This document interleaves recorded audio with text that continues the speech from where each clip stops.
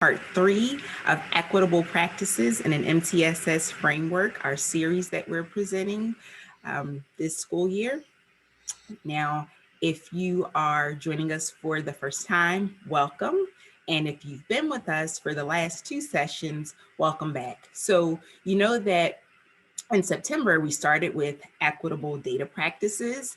And then in November, we went on to professional learning and self-awareness. So today we are going to delve into shared ownership in MTSS. Next slide.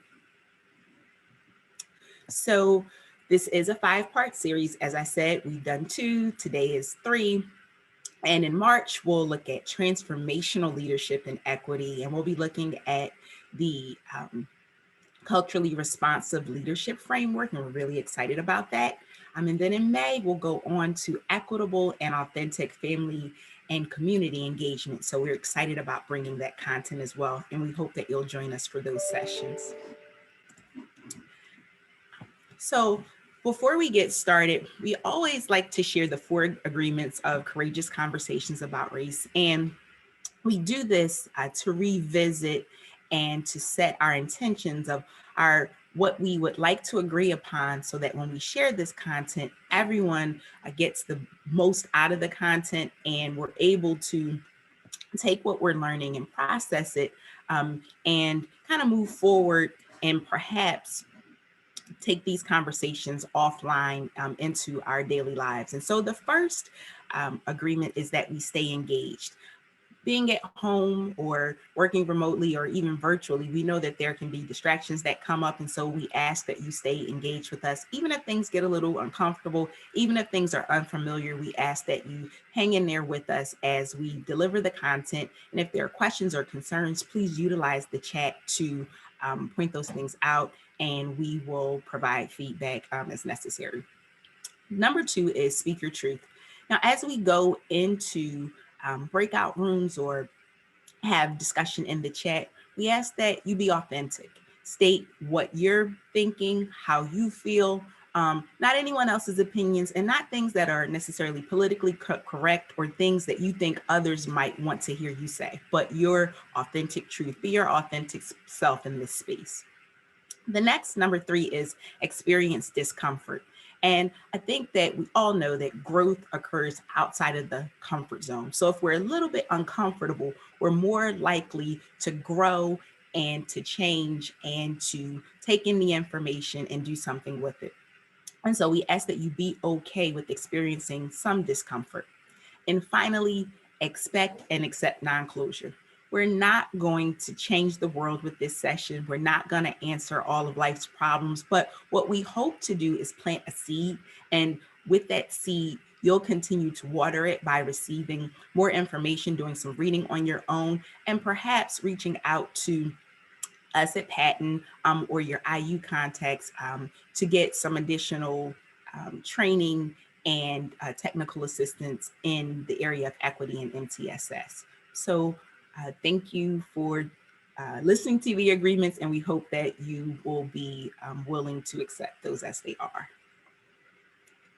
So if we do have time to go into the breakout rooms today, which I think we will, they'll be about 10 to 15 minutes maximum. And once you get into your breakout rooms, we ask that you assign a timekeeper and a note taker. And those will be essential because we want to stay on track with our time, but then we also want someone to document the conversation, a summary of what's going on in the breakout rooms. And then when you come back to the main room, you'll put that note taker will put that summary in the chat so that we have some documentation of the conversations that are shared, and perhaps we'll ask one person to share out their summary. Also, when you're in those breakout rooms, consider those 4 agreements for courageous conversations. And as you continue your work in the breakout rooms, we will give you some indicators of time remaining as you move through that work. So here listed are the equity pillars of practice, and you'll find these in the Equitable Practices Hub. And so these pillars are really what guide the equity work. So there are general equity practices, self-awareness, which we covered in our last session, data practices, which we covered, in our first session, family engagement, which we'll get to, and then academic equity and disciplinary equity. And that really makes up the MTSS framework and the work that's being done foundationally at tier 1 and then at tiers 2 and tier 3. Thank you, Amira. So, as Amira stated, the equity pillars of practice really give a lens that we can look at MTSS through. And as we consider MTSS being equitable implementation, we wanted to focus on the key tenets of MTSS. And you may or may not be familiar with these. And at some point during the session, what we're going to do is take you out to the patent website and give you the opportunity to get a chance to look at where you can find more information on each one of these. But we wanted to offer them to you and also showcase how we arrived at shared ownership as the topic for today's session. And so the key tenets are standards aligned, high quality core instruction. What you'll hear Amira and I talk about today is how critical tier 1 really is, and how in order to really do equity well, tier 1 has to be healthy. And that begins with that quality core instruction. We then talk about universal screening and how those are temperature checks to evaluate the health of your system by doing benchmark assessments, etc. So whether that's reading universal screening and literacy, rather, whether you do any type of math universal screening or even behavioral, social, emotional, that is a key component to let you know whether or not what you have in place at that core level is really responsive to the students that you have in front of you. The topic that we're going to highlight today is shared ownership.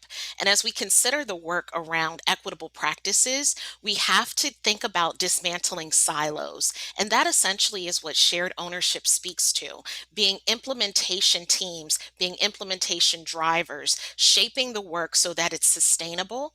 And so understanding that special education students are not just the responsibility of the special education teacher, or EL students are not just the responsibility of ESL teachers, but rather ownership of the entire system, inclusive of all of the students that we support. And so we're going to take some time to dive into that particular tenet and help us unpack what that could really look like in an equitable MTSS structure. The remaining four, if you will, we've covered in various ways. However, I do want to highlight that our patent MTSS team has really been intentional about the types of trainings that have been offered related to database decision making as well as response to intervention, or RTI. And in another session that you probably will have the opportunity to attend through our MTSS initiative, there is a big distinction between MTSS and RTI. Sometimes they get conflated, and it's important to be clear on the difference. MTSS is the framework, whereas RTI is a methodology. And so as we talk about that, we need to be clear on what that really means. So when we consider that framework of MTSS, equity fits within it.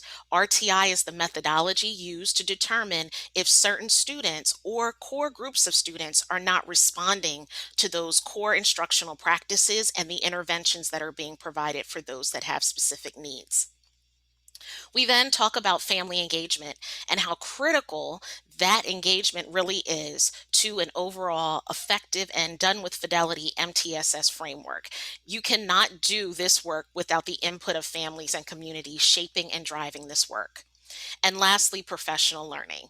Again, cannot overstate how important professional learning is. And one thing we'll talk about as we unpack shared ownership is that professional learning cannot just be a standalone. You can see you're in a series opportunity, so there's more than one opportunity to get content and to build your skill sets. But what also is important to know is that a spray and pray that might be considered what this is needs to be extended. So Amira talked about beyond these sessions, what are you taking from it and applying in your everyday practice, in your professional growth? How are you getting coached around that on a consistent basis? And so with MTSS, that professional learning has to be continuous. And so where to begin? Just understanding that equity focused MTSS starts with strong universal programs and practices. And so, what I'd like to do before we go further is have a poll for you. So the poll question is, do you feel that your foundation, Tier 1 universal practices, is strong and with an equity lens? So you should see the question now, and please fill in how you see yourselves.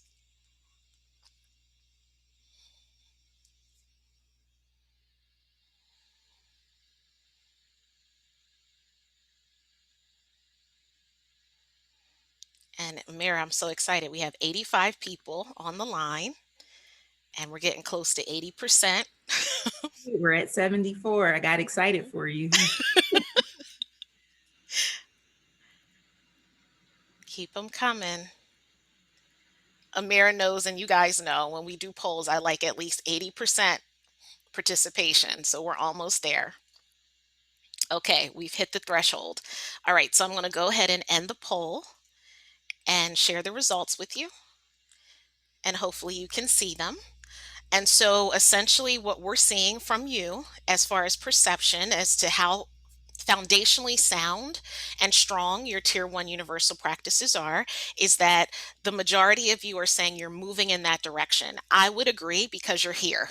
So hopefully this is a jump start to continue forward movement, positive movement, and just understanding that the second followed is room for growth. And that's what we tend to see a lot of is there's a lot of good practices, but how do we essentially encapsulate those practices into an overarching framework that works for all? And that is the key point around equity. And that's why it's important that this work has to be at the Tier 1 level to begin. Okay. And so, a quote that recently came out of, if anyone on the call is a school psychologist, out of our communique, our National Association of School Psychologists puts out a publication every month, I feel like. And it talks about different topics that are hot topics in school psychology. But what I know to be true, even as a school psychologist, is that a lot of the content in that communique really applies to education in general and is very important and useful to these efforts. And one of the most recent articles spoke about being responsive in the midst of COVID, particularly at tiers 2 and 3 from an equity lens. But a quote that I wanted to pull from that is what you see here. MTSS, in and of itself, is not necessarily a framework for advancing equity and social justice. Absent explicit efforts to challenge the assumptions on which our decision making and practices are based, and to ensure they are not perpetuating systemic oppression. So, you've heard us in previous sessions talk about equity is MTSS. MTSS is equity because of the tiered supports where we're meeting students at that right moment in their education. However, the caveat that we've often put out is that please don't think that just because you're doing MTSS, you're being equitable. And that's essentially what this is saying. If you're not challenging the systemic structures that may be oppressing certain students or inhibiting them overall, then we're not doing MTSS with fidelity. And so I wanted to kind of ground us in that understanding as to why a series like this is so critical to the efforts around implementation. You probably remember us showcasing this wheel from Wisconsin that highlights culturally responsive practices through an equity lens. And so for today's session, what we want to focus on is a kind of a in between, if you will, between will and fill. So examining the system's impact on students and families, and then also believing that all students will learn. That at its core is shared ownership, having a clear thought or a clear purpose around the things that we are putting in place to ensure that all students can respond adequately to the instruction that we're providing, whether that's behavioral instruction, academic instruction, or social emotional instruction. And then being willing to take a hard look at our system and fix it and change it and address it, as we say, course correct, as we're moving through some of these different implementation strategies or innovations, as we'll talk about in a minute. And so, what is shared ownership? So, in a moment, what I'm going to do is take you on a brief tour of our MTSS website so that you get a sense of what is there at your disposal to really get a deeper dive. Amira and I, we know that we only have an hour and a half with you today. And so, we recognize we won't be able to go as deep as we'd like to. However, we wanted to provide you with some things so that when you have the time, you're able to take that deeper dive. So, this comes directly from our patent website. Fidelity of shared ownership requires that diverse, keyword diverse, and we're not just saying diverse in color, diverse in ethnicity. We're talking about diversity in role, diversity in expertise, diversity in community, etc. So it requires that diverse stakeholders assume an active role in MTSS implementation. And those responsibilities include the following: communicating a vision of high standards. This cannot be understated. We need to have a clear understanding of what it is we are setting out to do and the goals that we need to attain. Creating an engaging and safe environment, encouraging leadership by others. This is that distributive leadership because it can't just fall on one person. Focusing on improving instruction using the data and improving outcomes through collaboration. And so we're going to talk through what that looks like. But briefly, let me take you out to the website. And please know that we have put the PowerPoint in PDF format in the Google link that I put in the chat. So that link is directly embedded into that slide. When you arrive at the Multi-Tiered Systems of Support website, which is by our patent system, you can see those key tenets highlighted here as the breadcrumbs that you can take a deeper dive around each one. The one that I'm going to start with, obviously, is shared ownership. So once you arrive at shared ownership, you can see that essentially what I just had in our slide is listed there for you. The other cool thing about this particular website is that it really relies heavily on the National Implementation Research Network, or NERN, and it has specific modules that are dedicated to what are called implementation drivers as well as implementation teams. And I think one core takeaway that you'll get from today's session is the importance of teaming and what teaming actually means when we do it well within an MTSS structure with an equity focus. And so, what I wanted to do really briefly was showcase a couple of these so that you at least see them and know how you can navigate through them. So, the first one is implementation drivers. So again, it's built right in. It takes you directly to what's called the Active Implementation Hub, and then the modules are here. Once you click on a module, you can go by specific topic. If you need an overview, beginning with module 1 would be appropriate, but I want to take us to implementation drivers first. So once you're in a module, the learning objectives are provided for you, terminology is given, and then it orients you to how the module is structured. Clicking next. For implementation drivers, you can see that there's a definition for implementation drivers, and so I had to actually get my own mind wrapped around this. When it says implementation drivers, they do not mean people. So I had to refocus myself. Teams, implementation teams, are the people that help support the driving of the innovation or the new strategy for implementation. So when we take a look at what implementation drivers are, you can see their mechanisms and they focus on strategy. So competency drivers may be selection of the innovation, training around it, coaching. Organizational drivers are your decision support data system, facilitative administration, systems intervention. So how are we constantly going back to why we're doing this work? And I love that it always says it's important to start with the end in mind. So those are the implementation drivers that are so critical to help us get to ultimately fidelity. And you can see we have to have a shape in everything education, but it mirrors how we look at the triangle and how important it is that we focus on the ultimate goal. So as we go back, I do want to highlight, and I can enlarge the screen, no problem. If we go to implementation teams,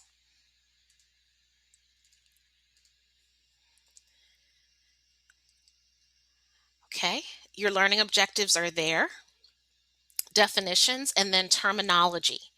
And you can see there's various types of teams that are listed under this particular module, under this particular website.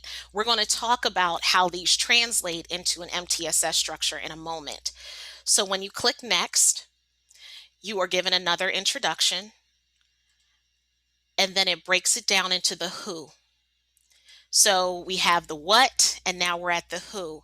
And implementation teams, again, these are recommendations from NERN. We'll talk more about how that may look in your system, thinking about who has special expertise, who's accountable for guiding the overall implementation. And I love this particular note. So I'm going to read it out for you just in case it's difficult to see. It is important to note implementation teams are not advisory groups or committees or representatives. They are not groups who provide periodic input, for instance, occasional meetings for decision making or discussion. Implementation teams are actively involved on a daily basis with implementation efforts devoted to assuring the full and effective uses of effective innovations. And I think that's so critical. So as I start unpacking teaming, I want you to keep that in mind. We've talked about, and you'll hear us talk about when we get to the family engagement series, closer rather, how families and other stakeholders may become engaged in your teams, how to engage them appropriately. And so we want it to be clear that your core team is not a committee. Your core team is the driver or the people that help support the driving of the work that you want to see put in place. So you can engage different people to be on different committees, but at the core, there still must be a core team where all of that input kind of comes together in one hub. So I hope that makes sense. And I think it's important to distinguish those things. So let's get us back to our PowerPoint. Administrators are critical. Again, cannot overstate how important this is. So administrators must be result oriented, data informed, and highly responsive to feedback. That is critical because the only way that we're going to be able to understand the changes we need to make is to get input from other stakeholders to help us do better. And so above all, administrators must work to build consensus and articulate that vision for sustainable leadership. And that consensus building is one of those critical components that definitely shapes how and when we're engaging in shared ownership. So what are the teams that we can talk through? Again, from the MTSS website, each of these are delineated in greater detail. However, we wanted to highlight them for you, again, thinking through an equity lens, how these teams can begin to be more equitable in practices and sharing the ownership of the work. And so as we think about this first one, which is district MTSS teams, they're often comprised of building level administrators and other designated representatives. They're systemic. And so if you're thinking of district level teams, and I know from the PBIS world, we're now engaging in work around district coaching. And that's similar to what we're highlighting here. The importance of someone who can represent the district vision for how each of the structures within that larger system will operate. And so there is the collective vision and mission, there's multi-year and phase adoption, and this particular team has the ability to allocate resources, determine how things will be carried out, how trainings will be delivered systemically. And so it's important that there's representation from all of those different categories, whether it's a principal or a coach from a building, et cetera, that provides that input again to that core team that serves as the key implementation team for the entire district. And so as we're thinking about equity, what is the equity vision and mission? What is the district focus around equity? And as we're thinking of school improvement, these things are all inextricably linked. And so we have to stop thinking of them in silos, but how as a district can we start to systematically fix our infrastructure so that it is responsive for all? The next one is a core MTSS team. And for some of you, this may be things that you do already. For others of you, we don't want to take for granted that sometimes teaming is misunderstood in a lot of ways. And so we wanted to take the time to take you through this.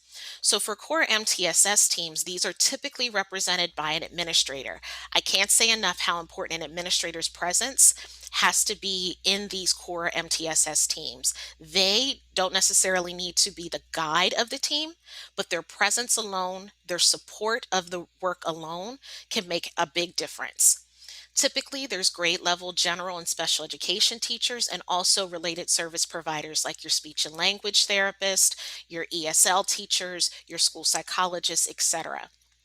This team typically meets monthly and really focuses on school wide. So now we're starting to narrow the focus. We started with district wide MTSS teams. Now at the school wide level, what is the infrastructure that this core team can focus on and prioritize? And then it's imperative to really secure members, and this is really important, with the will, feel, and the skills. So if you think back to that circle that was at the beginning, that was blue, yellow, and green, it's not just about people who want to be on the team. It's about a willingness, but also the humility of the Phil, wanting to learn more about different groups, different understanding, the communities, and then applying those skills in a team structure. So again, wanting to incorporate folks from your particular school that can meet that criteria of will, fill, and skill. And not everyone's going to come to that table having all of three. It's the willingness that is the key first step. And then grade level teams. So as we look at grade level teams, this could be different in every building. At a secondary level, we may be talking about department level team meetings or teams, I'm sorry. So representatives from grade level teams also should serve on that core team to ensure the feedback loop. So remember, I was saying it's good to have that input coming back. I share this with teams when we talk about developing, let's say they want to create an equity team. What I would argue is that sometimes you don't need to create a whole new brand new team. As I said, MTSS and equity implementation can really connect on a lot of ways. So if you already have a core MTSS team in your building or a district level MTSS team at that district level, the equity components should fit within it. This is where potentially committees could be established where certain areas of foci could be addressed. And then that can be the feedback loop back to those core teams and district level teams. So just for this example, grade levels are looking at establishing benchmark goals, monitoring the progress of the students in that specific grade level, and focusing on formative assessment, gauging doing the course corrects to determine if what is being put in front based on the recommendations of these core teams is actually working. That's the formative assessment. And so when we take a look at things like behavior or things like equitable practices, this would be at the grade level, determining if we're seeing a shift in our data, whether that's growth data, whether that's disproportionality data and discipline, whether that's discipline in general data. We could look at all of that at that level to help inform then school level and ultimately district level. And then lastly, many of you probably have what's called a child study team. When we go back in the day to the 90s, IST, etc., we want to get away from that as much as possible, because what we don't want is for that team to ultimately always be the gatekeeper, if you will, between a student being identified or recommended for a referral to be evaluated for special education. We want the tier 3 individual problem solving team to be the team at that upper tier to start focusing on intensive interventions to determine if there's been progress or lack thereof, and whether or not there's a bona fide need for a referral. Not just simply, I think this kid's struggling, I'm having the parent write a letter to bypass all of these interventions and move right to an evaluation. We want this tier 3 individual problem solving team to have highly customized supports for those students with the most intensive needs. These are typically made up of, these teams made up of related service providers that have a specialty. And so as we think about our tier 1 or our core teams that I highlighted, this particular team should be reserved for your school psychologists, your school counselors, your school social workers, your speech and language. They can be on multiple teams. This particular team, though, is dedicated to utilizing their strengths and being able to gauge whether or not the things that they're putting in place can support at the highest level. These teams typically meet every 6 to 8 weeks. And so again, it's constant progress monitoring. It's figuring out if if the interventions that are being provided are actually working. And now I'll turn it back over to Amira. Thanks, Nikole. So, as Nikole indicated, she gave you a walkthrough what implementation drivers are, what it looks like to start this process, and at the teaming level. And so, we just wanted to provide a diagram to kind of dive a little deeper into the process of looking at culturally responsive and sustaining equity based systems and that improvement cycle. And so when we start, we want to start with the end in mind. And when we really talk about building the capacity of administrators and educators to implement the culturally responsive, sustaining, equity-based system within that MTSS framework, we want to consider the needs of students and families. And so starting with the end in mind is the most appropriate thing to do. And so in this diagram, we look at the improved student outcomes and systems change as those outcomes that are the end result that we want to see. So the anticipated results are at the student level, and that's improved outcomes. And when we think about improved outcomes, we look at it from the perspective of early warning system data. So we want to ensure that students are attending school as much as possible, greater than 80% of the time. We want to make sure that students are not engaged in behaviors that would get them office referrals, suspensions, or expulsions, or even state reportable offenses. And then at the academic level, we want to make sure that students are not failing courses, especially those core classes of English or language arts and mathematics. And so at the system level, looking at how is ownership shared among teams? Is there an equity vision and mission in place? Is there professional development that's occurring? And so those are the systemic changes that we want to see. And as Nikole noted, implementation drivers are important. And those are those key components of capacity and those infrastructure builders that influence the success of your MTSS framework. And they're the core components that are necessary. I mean, they're required to initiate and support things at the classroom level, at the building level, and at the district level. We want to make sure we have the appropriate players in place and those infrastructures in place to be successful. And then the implementation teams. So those are district wide, they occur at the grade level.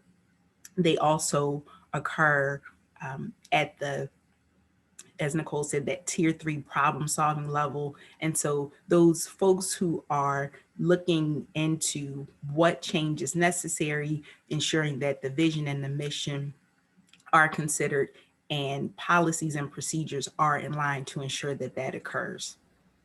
So for the implementation, the improvement cycle, we see plan, do, study, act.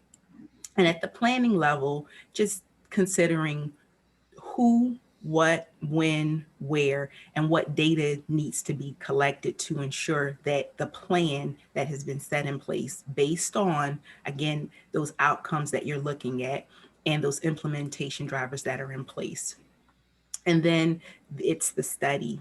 And so setting aside time to analyze the data into ensuring that things that are in place are completed properly and comparing data and summarizing all of the data that is collected.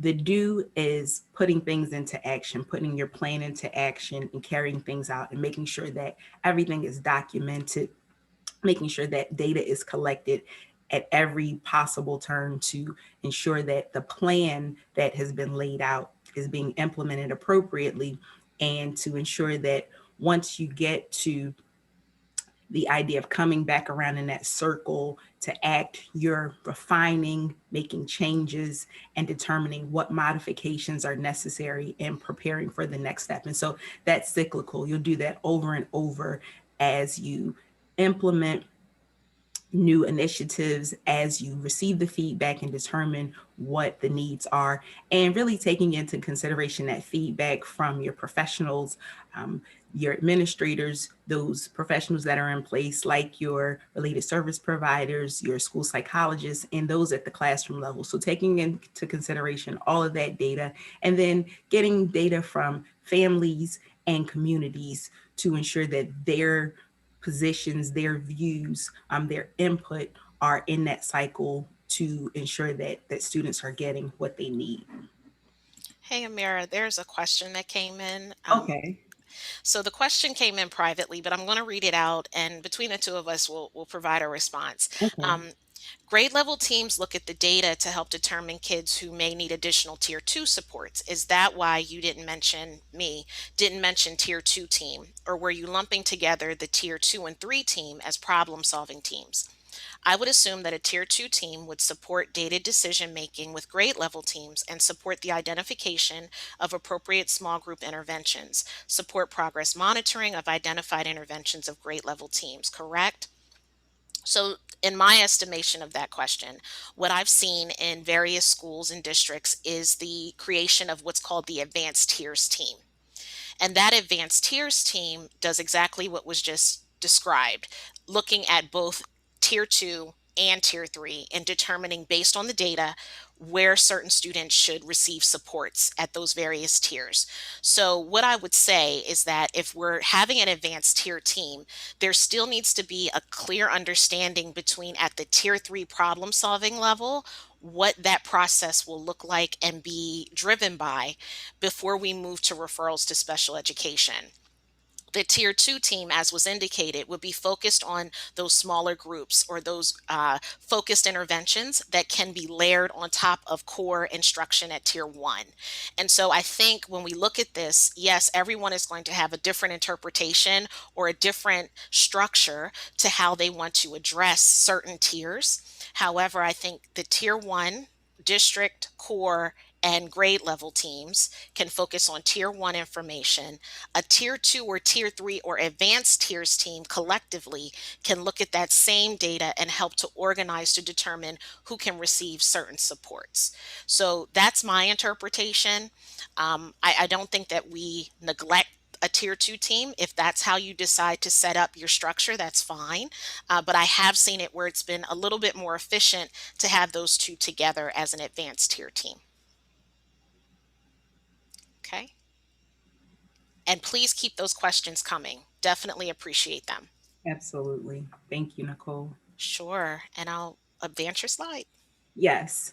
So we're throwing in a throwback slide from one of, I guess it was session one, the data equitable data practices.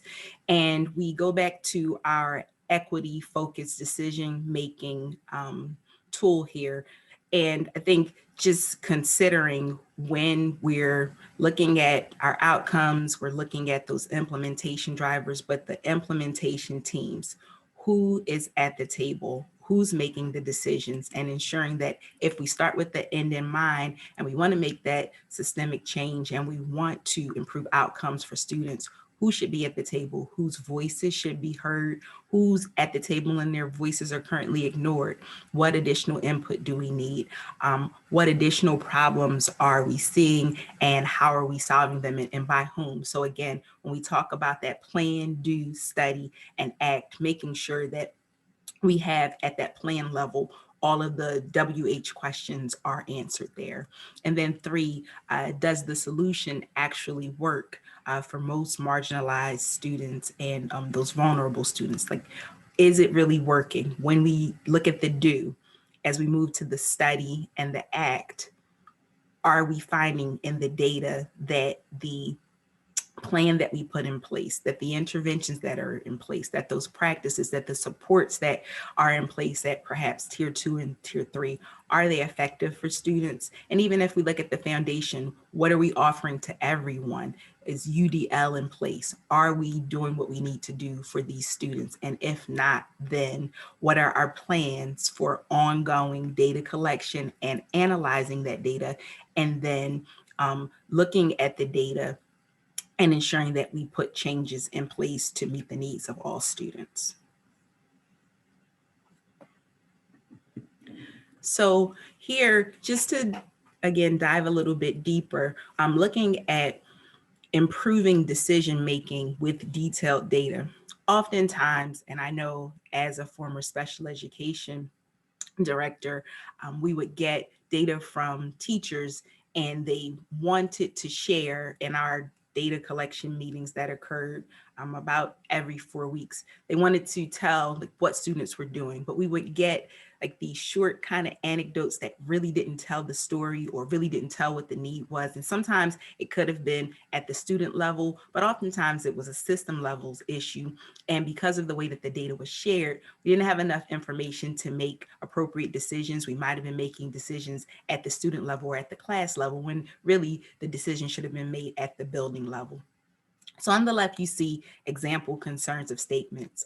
There are too many referrals, you often hear. The cafeteria is out of control. Student disrespect, again, those like subjective things, is at an all-time high. Like, what does all of this mean? Students are more defiant than in past years. What are you talking about? In past years, past 20 years, past 30 years, there are way more suspensions this year than last year. Well, how do you quantify that?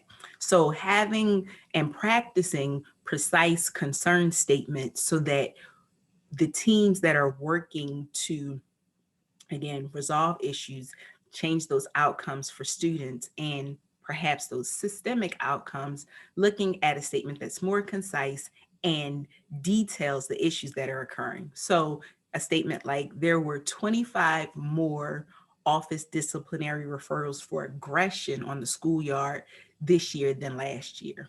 The occurrences mostly occurred at this particular time of day. And lo and behold, that was the fifth and sixth grade recess. There are doubles the students in that grade group than any other group. So now we're looking at, okay, here is perhaps why that could be happening, but more detailed information. The aggression is attributed to the excitement about having new playground equipment installed. So now we get all of those sort of example concerns concisely stated. And so now we can see in that story, it creates a story for us, it gives us data, and now there's a way to resolve the problem. So could the problem be that the solution be maybe perhaps breaking up that lunchtime period, and that the fifth graders go out first and they're able to go on the playground first, and then the sixth graders eat, and then they reverse it or what have you. But giving that complete picture of all of the details allows for a look at the problem and where the concern lies and how to resolve that problem. So just to give some more information on the importance of data, the importance of detailed data, and how those teams can work together to gather that data to really do that problem solving and have effective decision making occurring.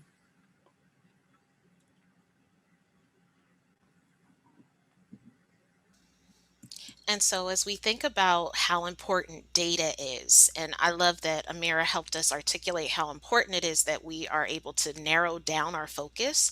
Because, again, when we're sitting at those tables having those discussions in the spirit of shared ownership, we have to be able to not necessarily call each other out, but call each other in and to say, that was kind of vague. Can we narrow down the focus? Can we start to really actively problem solve in a way that really gets us to a result? And so, one of the things that both Amira and I liked from the website is this concept of team discussion items, particularly connected to shared ownership. And so, this piece is really focused on as you're developing teams, how do you engage each other? Do you use the four agreements? that Amira and I highlight at each one of our sessions? Do you use other types of agreements or things that help to create a collaborative spirit of communication? And so one of the things that we thought was important were to highlight those discussion items for you and to have you be thinking about your own particular setting, whether that is, as a team leader, whether that's as a team member, whether that's someone who's beginning this journey and wanting to develop a team. So discuss your professional development activities because your team's going to need some internal work that targets the development of consensus building strategies, facilitation and or collaborative communication skills. I know you all know that I live and breathe PBIS. And so, in living and breathing that, many of you on this call facilitate training around PBIS.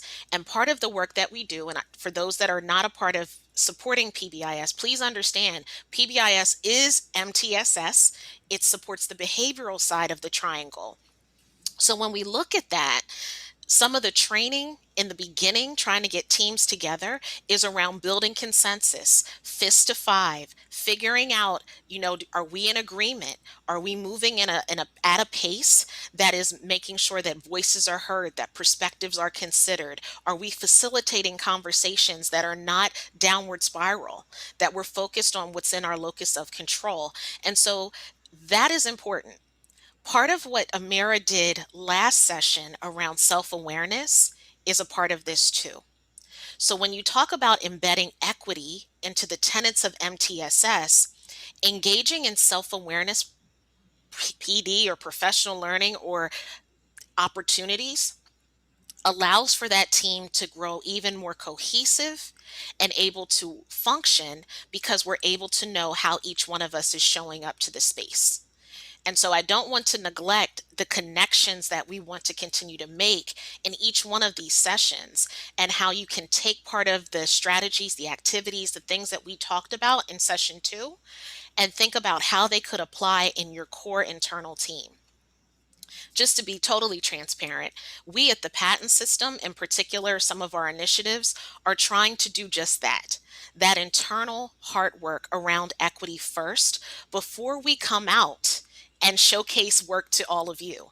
Because we want to be clear that we're understanding each other, that we're understanding how different perspectives can mean different things. So, just wanting you to know that as we consider this first discussion item, that's sort of what we mean. Now, granted, you can do way more. You can go into all different types of PD opportunities and activities.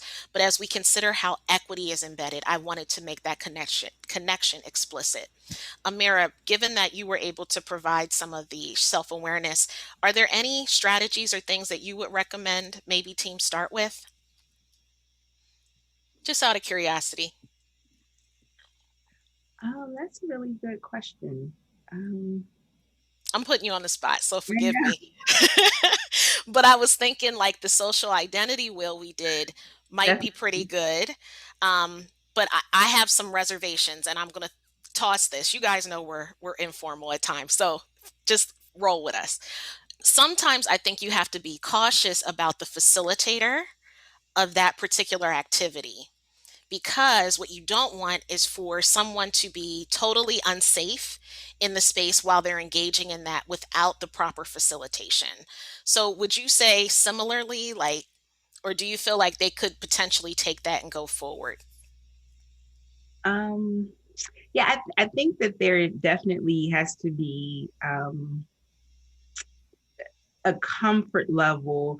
But when you're doing it with like your peers at the building level, if folks know each other, I think that there is the opportunity with the appropriate facilitation to do that well.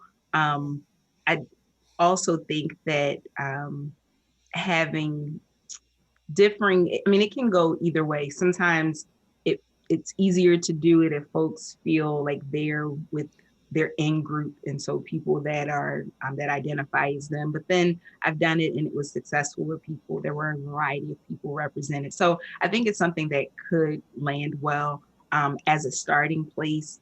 I offer that other perspectives need to be heard, and is a jump off point for conversations that may not be considered. So when you think about things like as far as how people identify with race and ethnicity, if it's a group that is not diverse, I think sometimes there is less power in it because of differing perspectives not being represented in that group. And so sometimes the things that you can do with it, if you have a variety of people from different races and different ethnic backgrounds represented, or even people who identify differently as far as gender and sex, I think those things lend to the conversation and it makes it rich. And looking at how we see students, how we support students based on the different ways that students come to us, those different identities that are represented there.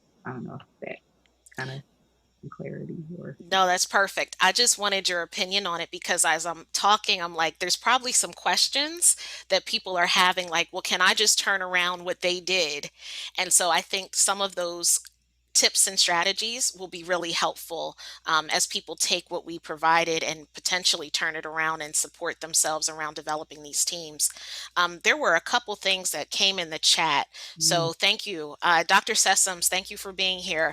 She indicated leaders who model vulnerability goes a long way. It gives license for others to do the same. Wholeheartedly agree. And absolutely. yeah, so in some of the earlier slides, we talked about the core role of the administrator and how they really shape the narrative, if you will. So, yes, if there's a willingness, a bravery to be vulnerable in front of your colleagues, I agree. I think that definitely allows for more discussion and more rich discussion, like Amira suggested. Okay, we have one more chat. There are people that are comfortable and then those who are not. Often this work sometimes is considered another thing to do, as you have referred to in previous meetings. How do you help to downplay the dominant and allow all voices to really be honest? Great question, Lisa. So, one of the things that I literally just had this conversation yesterday is how do you really create the space where people feel that they can be heard? And so, those agreements, I always harken back to them.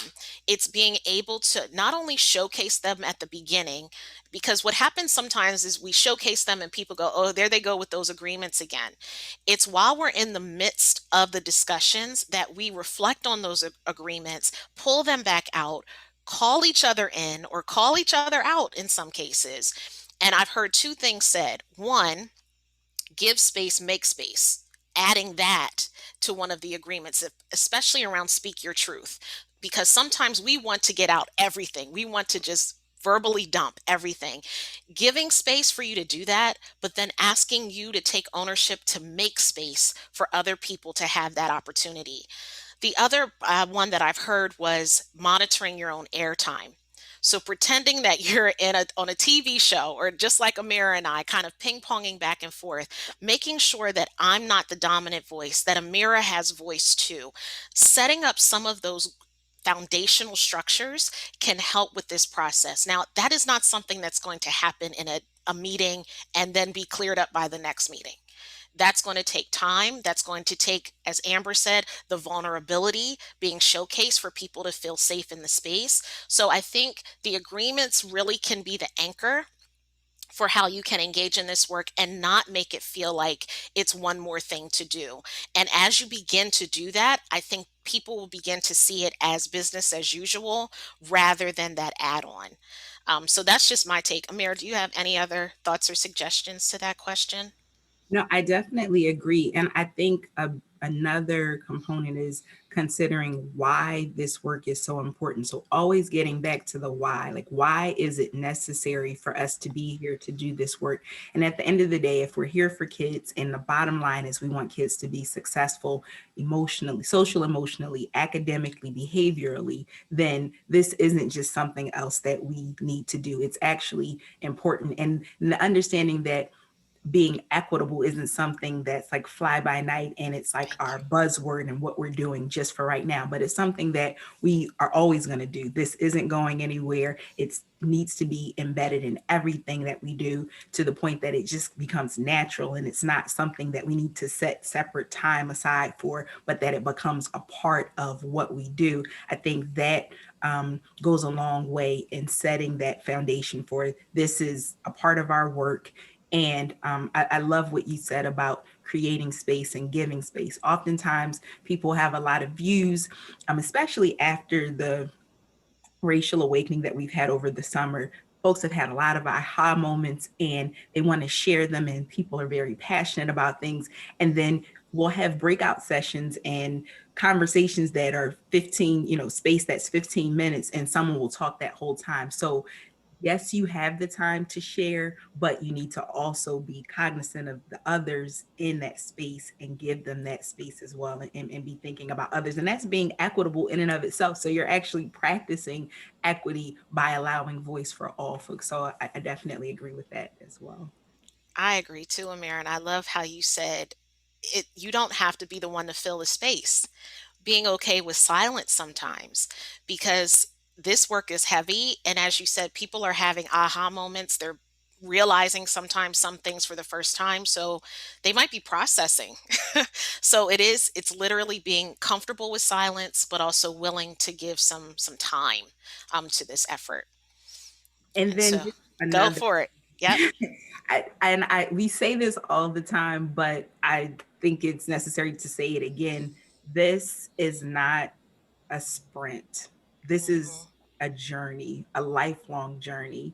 And it's not something that we can, you know, develop this checklist that we kind of check things off as we feel that we've met this need, and but it's no, we really need to go back and visit things over and over again to ensure the success. And that success is determined through that student data. The success is determined through feedback from our staff, because not only are we looking at how supportive we are of students, but also staff that are traditionally marginalized or BIPOC. And so I think that just taking our time and sitting in things and just being, and not being so worried about what do we do next, but Yep. getting the information, processing it, and making sure that we have a really good understanding, and taking time to chat about things. You know, you may have decided, okay, we're going to do this on, week one, and then week two, we'll do this. Sometimes things from week one may carry over to week two or week three or week four, and being okay with that. So offer I that. agree. And there was a comment from Courtney I just want to read before we move forward, because I think it really nails the point. Creating a safe space is an ongoing piece as well. It reminds me of Brene Brown's analogy of trust being like a marble jar you may have in the classroom. To know you can trust someone, it's all of the quote unquote little things they do each day to demonstrate they can be trusted to fill up that jar. People can't be told it is a safe space for professional development sessions when that talk is not matched or walked in the day to day in all facets. Wow. Mic drop. Hmm. Yep. Thank you, Courtney. Yeah, that was awesome. Okay, so some of the other discussion items, and I'm so glad that we had that opportunity to kind of just go off script because that tends to be sometimes when you get the richest discussion and the chat just blew up, which is great. Some other discussion items that we want to highlight. You heard the one about PD. The other would be, how do you as a team discuss how the roles and functions of existing personnel were expanded or changed to facilitate MTSS implementation efforts? So this is allowing people in that shared ownership spirit to think outside of their own career box or expertise box, and being willing to be challenged or being willing to be vulnerable, as we Get out of heard. their comfort zones. Yes, to expand. How do you do that? And so that is a key thing around shared ownership rather, because you hear people say, and it's no fault of their own, it's the comfort zone when they say, "Well, I just teach special education students. I just give me an IEP and I'll do that stuff. You all handle the system stuff." Whereas others are like, the special ed teacher does that. I don't do that. She manages the IEP. She tells me if I'm doing the accommodations or not. No, shared ownership requires you to expand your role and function and to be willing to take on some different experiences so that all students are able to access the same quality of expertise that you provide to the students that may be sitting in front of you or that you may see on an individual basis. So we want to be clear when you look at shared ownership, it goes deep and it talks through how important you as a person in the educational system are, but also what you bring to that table that can help inform and basically provide the implementation driver of the innovation. So I just wanted that to be made clear when we talk about expanding, what that actually could mean. And to Amira's point, at first, it may not be expanding your role, it may be expanding your thought process, expanding your understanding, expanding your willingness to learn, your humility. So, from an equity lens, that could be a step too. And can I just add one more thing? Please. But Yeah. also in that expansion of mind and thinking, we often look at ourselves, this is my lane and I'm in my lane and you stay in your lane. So that expansion of thinking and understanding that it is a shared ownership process. There really aren't any lanes. There isn't a lane that I stay in or you stay in. We sort of like, we put our blinker on, right? So we're respectful, but we go in and out of each other's lanes as we work towards that ultimate goal of outcomes changes for students and those systemic changes that we want to see. There are blinkers here and we just use them to be respectful, but we don't necessarily stay in our lane. I love it. Okay, so the last discussion item is around describing the role of the MTSS core leadership team and the responsibilities or assigned roles of those on that team. It would be great to create a sample action plan that the core team has developed that accounts for systems level monitoring, building climate, sustainability issues. So essentially, taking everything we talked about related to shared ownership and teaming structures, developing an action plan, whether that's something you that are here today do on your own, or that you take back to your team and say, we really should sit down and start really figuring out what teams do we even have. And that's going to be something that we ask you to do now if you can, because this is a perfect time.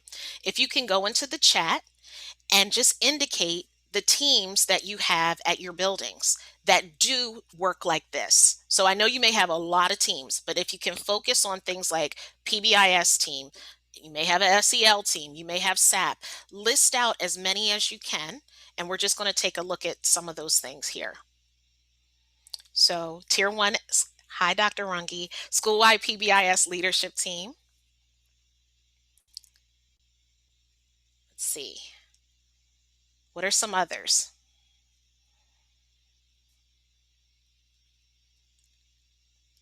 I know you guys got them. Okay. PBIS, MTSS leadership, district level safety team, SAP, so school student assistance program. Tier 2 MTSS, Tier 1 PBIS, SAP, CARE, MTSS, School Climate, Integration Team, SAP, Diversity Team, PBIS and MTSS, SAP, Guidance. Keep them coming. Equity Steering Committee, Student Advisory.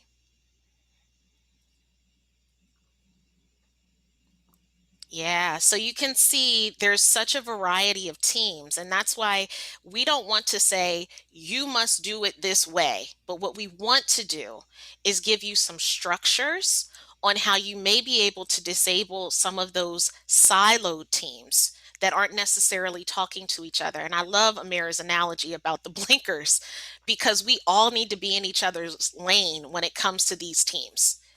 because doing it in isolation does not benefit anyone. It doesn't drive the sustainability of any of those practices. And so, as you think about all the teams that you're listing, and Kate, I see you, there are a ton of teams in that one place. How do you start to make explicit connections with those teams? And so, hopefully, we've provided some guidance on how to take those teams to create shared ownership on what it is to be equitable in MTSS. So, a lot of you have put MTSS team, but you may want to start unpacking what is the structure of that team? Is there a district team? Is there a building team? And what is the feedback or communication lens that happens among those teams? That's the key thing, the cohesiveness of all of those together. Because SAP teams, PBIS teams, DEI teams are MTSS teams. And so they can coexist together and should, because if we think of the triangle, all of them can, they basically make up the whole child. So the side, we don't have students that only present with SEL concerns. We don't have students that only present with academic concerns. They present with concerns that fit on a continuum in that triangle. So we want to be able to be responsive and not in isolated views or perspectives. So we wanted to take some time and give you some resources that can help guide picking the best things to support all students. And so we thought it would be important to do this from a kind of cascade, if you will. So we wanted to start international, national, and then state. So Amira is going to take you through the What Works Clearinghouse and the Iris Center, and then I'm going to come in at the end and show you the PA Evidence Resource Center. So I'm going to stop share.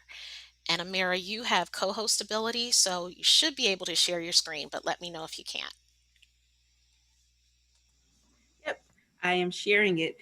So this is the What Works Clearinghouse website, and I will put the link in the chat so folks have it available.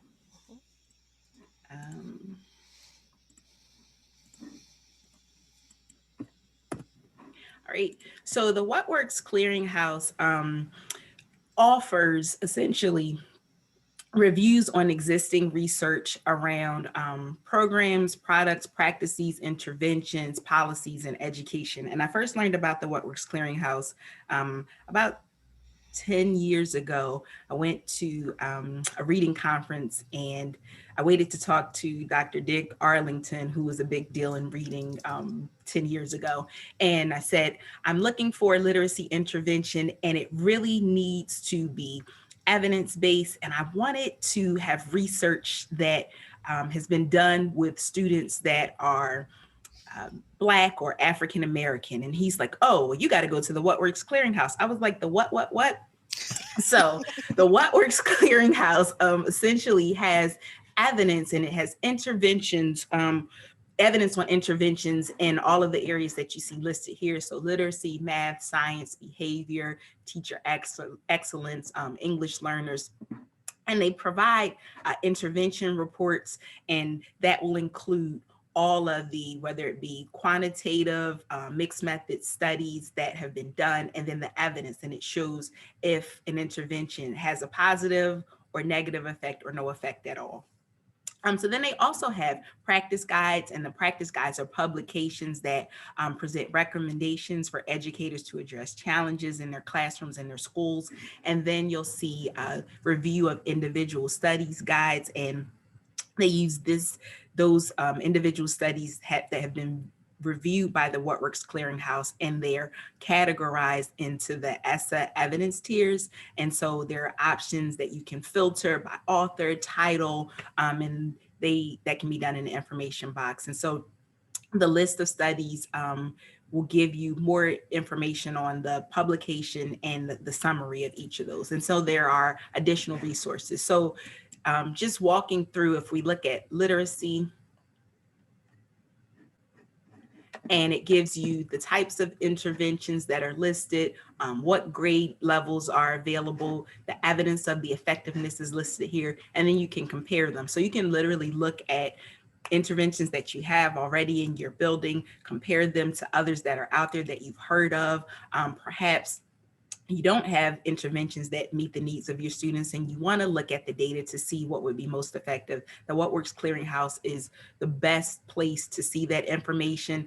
It's a government website, so there is no, they don't favor any intervention over the other. They can't get paid like a fee to say, we say that this is effective. No, it's based on that research. And if you have any interventions that don't have research, then you should really be concerned about if those are the interventions that you present in your multi-tier system of support as options for your students. You always want to make sure that there is some evidence and evidence that there's a positive effect.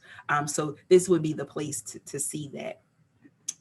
Next, I am going to share IRIS, and I love IRIS. IRIS comes out of Vanderbilt University, and it gets funding from OSEP. And IRIS is awesome because they offer a variety of like online professional development tools. They have these modules that you can review, and I'm gonna pull up the brochure for IRIS. Can you see the brochure for IRIS, Nikole? Okay.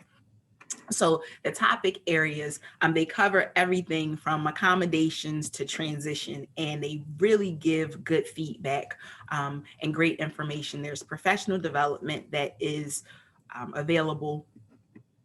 Also, they have the STAR Legacy modules, and so this is based on adult learning theory, and they offer these instructional cycles and the models, and there's like a challenge, there's initial thoughts, perspectives and resources, wrap up, and then assessments. And you can do the STAR Legacy models for any of the content that's available on IRIS. I'll actually put the link to IRIS in the chat as well.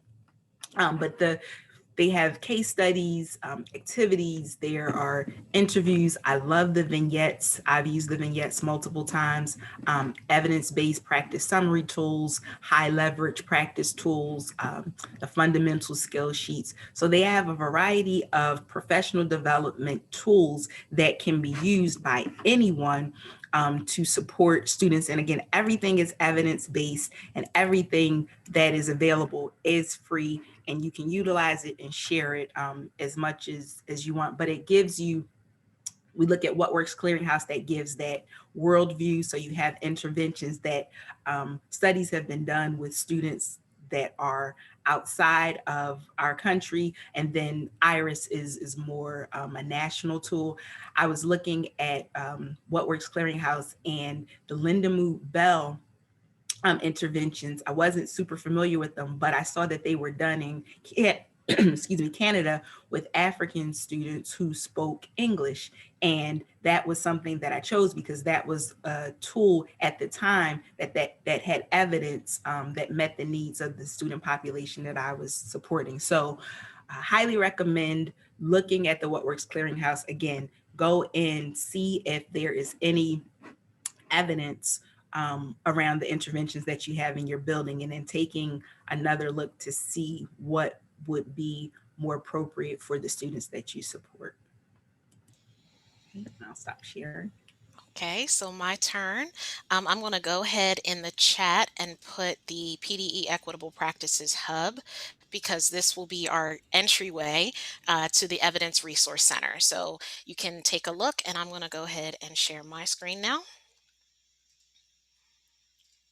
Okay.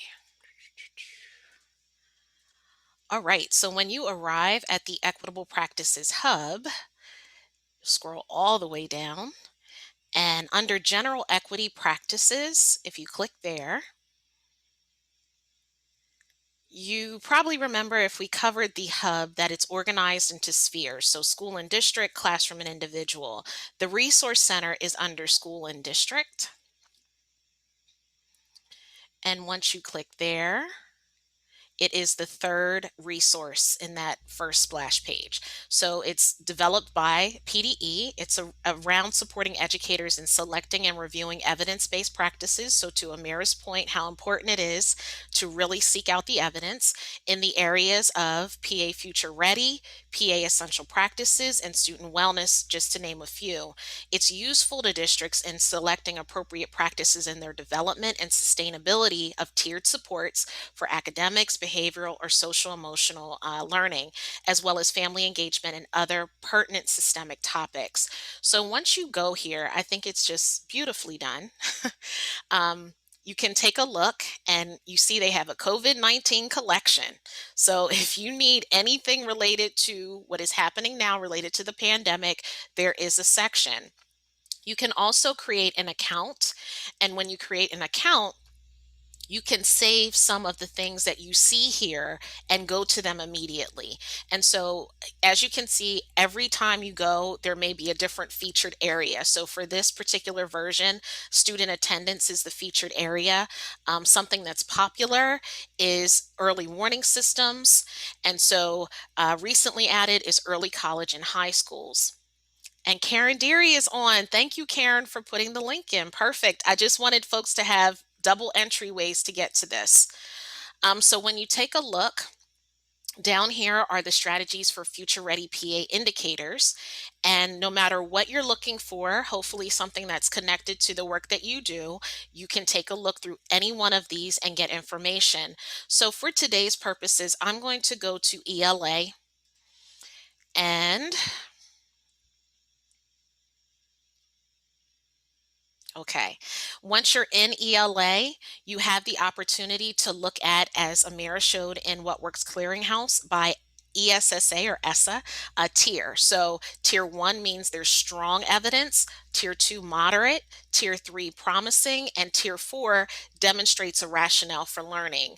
What's nice is that in a particular strategy, you can see the type of population that was studied, as well as the levels of evidence at each of the tiers. And so again, you can go through any one of these, you can select one, and you can see it says a COVID-19 strategy. So you know right away how it connects back. I just think this website has been done very well. It's very user friendly. And so we wanted you to see the Pennsylvania version of evidence resources that could easily be used from an equity lens, because we want to be clear that the interventions that we select, or the innovations, think of the NERN work, the innovations that we select to support our implementation, that they're done through evidence and that we know they can be effective. So that is just a very quick run through of the Evidence Resource Center.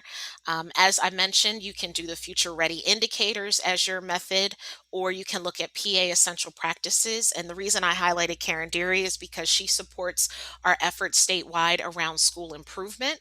And so if you are a district or a school who has been designated either CSI, Comprehensive School Improvement, ATSI, TSI, you know the acronyms if you have been designated, Targeted School Improvement, etc., this is your go-to.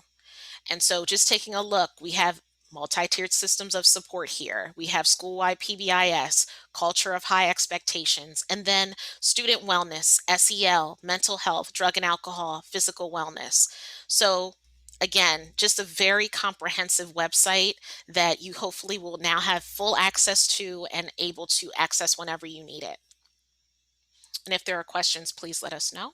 I'm going to come out of this. Okay. And so I love to think about this. I heard a colleague say it when I was training recently when we were talking about equity. And she was like, we got to get people to the so what, now what. And so for me, the so what, now what is, what do you take from today's session and how do you utilize it? And so what I think is important as we start to wrap up today's session is, as we've talked about shared ownership and how important it is to really think about making everybody responsible essentially for the students that are in front of them, no matter what they present with, how they present, etc. We have to think about what our equity plan will look like through the mechanism of an MTSS team. And so Edward Fergus really took a lot of great information from NYU and his work at NYU and talked through, what does building an equity plan look like? And so he starts off by saying, identify your starting place. Thinking about, has there been a root cause analysis in the past 2 to 3 years? And if you're not clear on what a root cause analysis is, essentially, when you take a look at your data, whether that's disproportionality data, growth data, etc. Have you and your team analyze what could be at the root of those outcomes? What could potentially be causing these outcomes? And if you haven't really done that, if you've just taken a look at the data and say, yeah, we got a problem and we're just going to throw this at them, it's like throwing spaghetti at a wall. That's not true root cause analysis. So that's the starting place. And then once you've done that or begun that process, what data are you looking at? So, how are you identifying disproportionality problems? Are you looking at it through a qualitative or a quantitative lens? And in most cases, you should be looking at both. So, quantitatively, what are your numbers saying? Qualitatively, what is the perception? So you may have surveys that have been given out. You may have anecdotes that have been shared from alumni or from families, etc. One of the things we highlighted in another session, I think it was session 1 when we talked about data, was that when you look at the qualitative data, which could be simply who's attending family events, who's not, that can be an underlying symptom of a cultural mismatch, which then typically leads to disproportionality. He gave us 4 steps. So number 1 was identifying your starting place. Number 2 is root cause process for identifying disproportionality problems. Number 3 is monitoring your equity work. Amira said this so clearly at the beginning. This is not a marathon. I'm sorry, this is not a sprint. And I did the same thing you did yesterday. This is not a sprint, it's a marathon. And there's no final destination, it's ever evolving. And so equity work is 3 to 5 years at minimum. And so when we think about that, having this series for you for this year is step 1. Taking back what you've learned from this is step 1. Planning for next year continues to be step 1. And so I think it's important to recognize that because we want to move very swiftly. We know that our students' lives are at stake, but we want to do this right. And so, in monitoring our equity work, we can know whether or not we need to course correct along the way, with knowing that systems change takes about 3 to 5 years, if not more, depending on the circumstances or the context. And then lastly, are progress monitoring tools, which is your monthly data calendar. There are many calendars that you can create that even in the Fergus book, there's an example calendar. But one that I found that I quickly want to show you is the implementation calendar from the RTI Center in Wisconsin. So again, this should be embedded in your PDF of the PowerPoint. And so when you arrive here, let me try to make this larger. When you arrive here, you can either look at the calendar from a district or a school lens. You can download the monthly checklist or the annual checklist, and you can go by month. So we're in January. So it tells you that it's a new calendar year. It's a perfect time to check on your overall system. And here's your checklist. Conduct a mid-year review of school improvement or your action plan and adjust. Share progress with staff in the community. Evaluate staff needs for professional development, and the list goes on. And it gives you some things to know will be recurring. What are some resources around relevant data? And it takes you directly to some things to think about or to utilize. So I found that this calendar was really a nice way to help us know how to drive our practices and that process of monitoring how well we're doing or what we need to fix. And so as we close, and many of you, again, I've shared that I love PBIS, but believe it or not, Amira put this slide in. So I was like, yes, we're crossing over because she's my academic queen. So that's why I was just so excited to see her put this up here. We call this the refrigerator magnet in PBIS. And essentially, what we're looking at are systems and or data, systems, and practices, each influencing each other to ultimately give us outcomes. And what we want to see in those outcomes are culturally equitable academic and behavioral competence. That's the ultimate goal. The data that we have to use or that we have to analyze should support culturally valid decision making. Think of session 1. The practices are supporting culturally relevant evidence-based interventions. We just gave you a litany of places where you can find evidence-based interventions that are culturally relevant and support culturally relevant practices. And then at the systems level, supporting culturally knowledgeable staff behavior. We, the adults, have to be the change agents, and we inform the system. And so it's important as we consider session two, again, connecting dots, self awareness is that piece of being culturally knowledgeable. So, all of those components, when taken together, inform a multi tiered system of support framework that drives school improvement and equitable access for all. And so Texas actually for us kind of encapsulated all that we said into a beautiful graphic. And it talks about prevention, enrichment, and intervention in an umbrella of MTSS. And so as you can see, curriculum, post secondary, PD, school and community, teamwork, shared ownership, family engagement, when focusing on student service and solutions, gives us the outcomes that we're looking for. And so that is the goal, to support the whole child. So we don't have a ton of time left, but these are the actionable intentions that we want you to start thinking about. So, what do you have in place related to shared ownership? Thinking through that. What do you need to improve related to shared ownership in your system? And if some of you want to start typing in chat, we're willing to stay on and talk through if you need to, but please feel free to indicate some of the things you're doing. And what new learning will you take away from today's session? Now, that one, that can be your ticket out the door. So let's do that. In the chat, what new learning will you take away from today's session related to shared ownership? And Amira and I will monitor that. And Amira, if you have any other final comments or thoughts, please feel free. I think you put a beautiful bow on everything. And so I don't want to make a hodgepodge of the beautiful package that we've delivered today. Thanks, Tim. These conversations should be occurring at almost, if not every meeting. Thanks, Tina, for the reminder of the attendance. Shelly, thank you. Hey, Shelly, I really like the Fergus steps. Thank you. Ensuring that administrators are part of this process is one of the biggest highlights. Awesome. So key. If your Yes. admin is not on board, this will not work. Mhm. Oh, thanks, Dana. Appreciate the Dismantle focus. silos. I love that.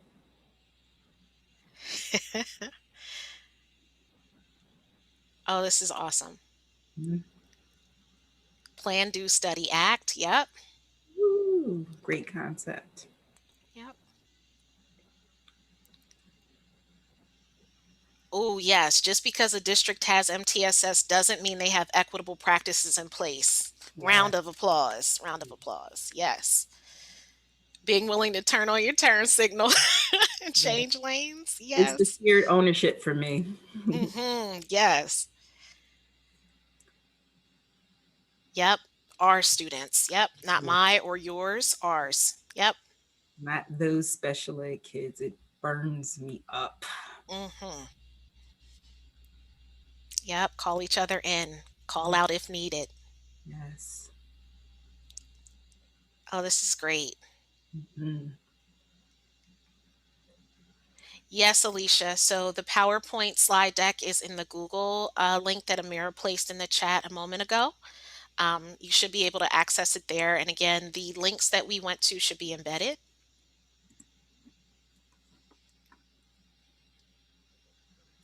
Yep, the whole triangle. Put it in there again just for folks who missed it. Thanks, Amira. So you've had time to spend with us for the past now 3 sessions. Our email addresses there are there for you, just in case you weren't able to receive them the last time. Please reach out with any questions, any feedback. We're always open to them. And we look forward to seeing you in March. And I'm very excited for that session. That will be around transformational leadership and equity. So thank you. Amira, any final words before we say goodbye? No, just glad that you guys are joining us. Please join us for our next session and be intentional in going back with these conversations so that you can start implementing. Thanks, everybody. Have a great day. It'd be good to see everyone.